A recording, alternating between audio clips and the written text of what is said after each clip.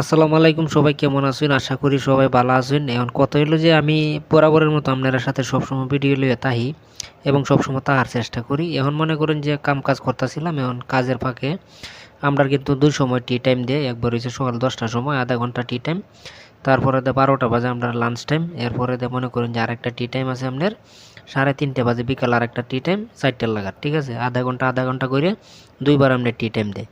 তো যেহেতু কাজ করতেছিলাম উপরে, মানে উপরে আমরা একটু কাজ আছেন, মানে টাইসের পুডিংয়ের কাজ আছেন। তো টাইসের পুডিংয়ের কাজ করলাম, কাজ করে এখন আমরা টি টাইম হয়েছে। এখন সবার আগে মনে করেন যে আমি আয়া পড়লাম, মানে খাওয়ার লাগিয়ে।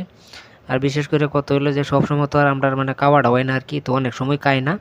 তো আজকে মনটা চাইছে যে বলে যাই একটা বিস্কুট খাই আই, তো এখন একটা বিস্কুট খাইলাম। বিস্কুট খাই এনে জুস বাইনা লাইছে, এনে এখন জুস খাইলাম, ঠিক আছে?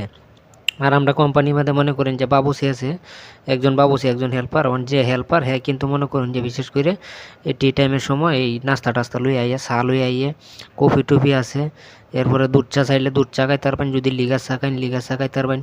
এরপরে দিনে বিস্কুট আছে, মানে বিভিন্ন ধরনের সুযোগ সুবিধা।